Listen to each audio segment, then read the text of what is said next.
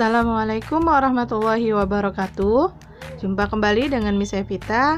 Kali ini kita akan belajar tema 3, tokoh dan penemuan muatan ilmu pengetahuan sosial KI 3.2, yaitu menganalisis perubahan sosial budaya dalam rangka modernisasi bangsa Indonesia.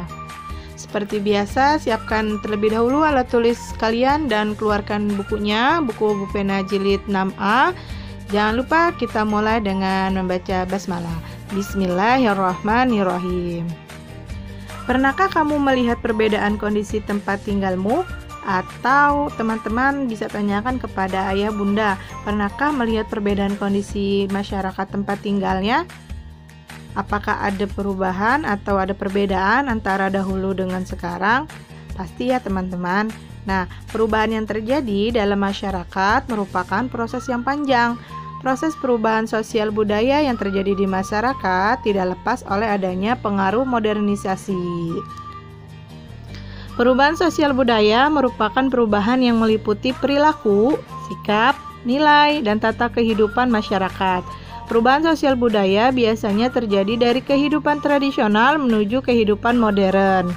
Jadi, modernisasi adalah bentuk perubahan atau transformasi dari keadaan kurang maju atau berkembang menjadi keadaan yang lebih baik. Contoh modernisasi adalah banyaknya penemuan-penemuan baru yang dapat kita nikmati sekarang ya teman-teman. Contohnya, sebelum ada listrik, manusia melakukan kegiatan sehari-hari dengan cara sederhana atau tradisional. Setelah listrik ditemukan, manusia dapat melakukan kegiatan sehari-hari dengan lebih mudah dan cepat. Selain listrik, masih banyak contoh penemuan baru yang mengubah kehidupan masyarakat. Misalnya, penemuan baru dalam bidang komunikasi yang dapat menghubungkan antar manusia di berbagai wilayah. Siapa yang tidak mengenal smartphone? Hampir setiap orang pasti menggunakan alat ini untuk aktivitasnya. Tahukah teman-teman bahwa smartphone telah berpengaruh pada perubahan sosial budaya? Smartphone memudahkan manusia dalam berkomunikasi tanpa dibatasi jarak dan waktu. Cara berkomunikasi antar manusia pun mengalami perubahan. Contoh lain adalah penemuan baru di bidang transportasi. Zaman dahulu, jika kita hendak berpergian, maka kita lakukan dengan berjalan kaki atau menaiki hewan tunggangan. Nah, seiring perkembangan zaman dengan berbagai penemuan, manusia mulai menciptakan alat transportasi. Yuk, sekarang kita lihat perubahan sosial budaya dalam bidang iptek dan pendidikan. Teman-teman, silakan buka pada halaman 173 dan 184. Dahulu, masyarakat memperoleh ilmu pengetahuan hanya dari sekolah dan buku, karena pada saat itu teknologi masih sangat terbatas. Nah, tapi lama-kelamaan teknologi pun berkembang dan saat itu muncullah radio. Masyarakat mendapat memperoleh informasi dan pengetahuan dari radio. Berbagai informasi didengar dari radio ataupun disampaikan secara lisan. Seiring perkembangan ilmu pengetahuan dan teknologi, hadir pula televisi yang dapat menyampaikan informasi berupa gambar dan suara. Melalui televisi, masyarakat memperoleh informasi lebih lengkap, misalnya tentang informasi tentang kemajuan pembangunan di Indonesia. Selain informasi dan berita, banyak acara kebudayaan ditayangkan di televisi. Hal itu membuat masyarakat lebih mengenal keragaman budaya Indonesia. Kehadiran televisi membawa perubahan sosial budaya di masyarakat. Namun demikian, tayangan televisi harus disikapi secara bijak. Yang pertama adalah atur waktu. Mengatur waktu penting agar tidak mengganggu jam belajar kita. Yang kedua ada memilah. Kita harus memilah dan memilih tayangan yang sesuai dengan usia kita. Selanjutnya atur jarak. Nah, saat menonton televisi harus dengan jarak yang tepat agar tidak mengganggu kesehatan mata. Yang keempat, ada pendampingan. Saat menonton televisi, perlu adanya pendampingan dari ayah atau ibu karena beragamnya acara televisi, sehingga diperlukan pendampingan dari orang tua. Selanjutnya, perubahan sosial budaya dalam bidang iptek adalah komputer atau sekarang laptop. Ya, tentu teman-teman tahu kan komputer atau laptop. Komputer adalah alat elektronik yang dapat menghitung atau mengolah data serta memutar film dan musik. Selain itu, komputer juga dapat menyimpan data dalam jumlah besar. Data tersebut dapat berbentuk dokumen, foto, audio, dan video. Nah, komputer atau laptop juga dapat membawa perubahan dalam bidang pendidikan. Dahulu, pengetahuan hanya dapat diperoleh melalui kegiatan belajar dengan sarana yang terbatas. Siswa hanya memperoleh ilmu pengetahuan dari buku, media massa, radio, dan televisi. Namun saat ini sebagian besar sudah tidak lagi karena semakin canggih ya dengan adanya jaringan internet. Komputer atau laptop yang tersambung dengan jaringan internet dapat membantu siswa mencari dan memperdalam pengetahuannya melalui kedua alat tersebut. Selain komputer, laptop, televisi, radio, sebenarnya masih banyak lagi. Seperti misalnya handphone. Handphone juga termasuk salah satu perubahan sosial budaya dalam bidang teknologi ya teman-teman. Jika dahulu handphone hanya bisa digunakan hanya untuk mengirim pesan dan menerima telepon, sekarang handphone bisa berfungsi lebih banyak lagi. Seperti misalnya mau belanja online, kita tinggal klik, atau kita mau pesan makanan, atau kita bisa mengirim file ya teman-teman juga bisa mengetik atau membuat presentasi melalui handphone.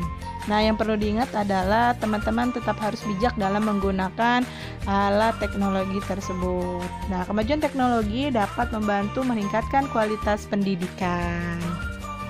Kemajuan teknologi akibat dari perubahan sosial budaya masyarakat juga memiliki pengaruh terhadap perkembangan di bidang ekonomi. Nah, teman-teman silakan buka di halaman 194. Nah, saat ini kegiatan ekonomi yaitu produksi dan distribusi sudah menggunakan teknologi yang maju. Penggunaan teknologi sejatinya memudahkan manusia dalam melakukan kegiatan ekonomi sehingga kebutuhan dapat terpenuhi dengan cepat. Di bidang ekonomi, pengaruh teknologi dalam kegiatan produksi sangat-sangat berpengaruh. Contohnya, dahulu petani hanya memanfaatkan tenaga kerbau atau menggunakan cangkul untuk membajak sawah. Tapi setelah terjadinya penemuan-penemuan baru dalam bidang teknologi,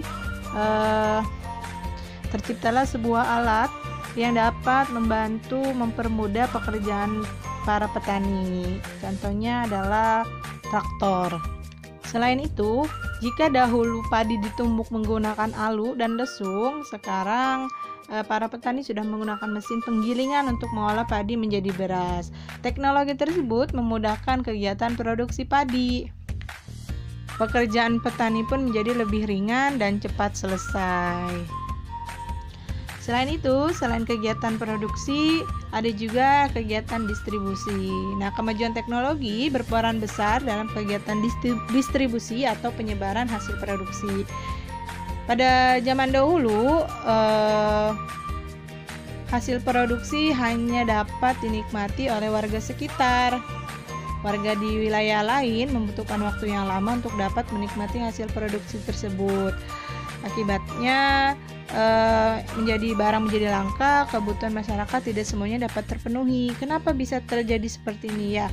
Karena pada zaman dahulu alat transportasi untuk pengiriman barangnya hanya menggunakan alat transportasi sederhana seperti pedati, becak atau sepeda. Nah, setelah sarana transportasi berkembang pesat, para produsen dapat menyalurkan produksi mereka ke berbagai wilayah. Mereka memanfaatkan kemajuan sarana transportasi seperti mobil. Perubahan sosial budaya masyarakat yang diakibatkan oleh penemuan-penemuan baru memang membawa dampak yang besar bagi masyarakat.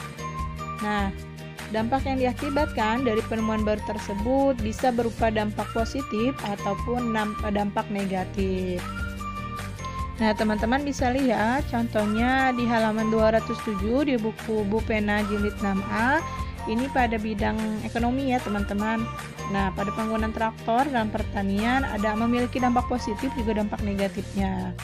Seperti misalnya dampak positifnya betul meringankan pekerjaan petani dan menggarap sawah, terus kegiatan pertanian menjadi lebih cepat dan efisien.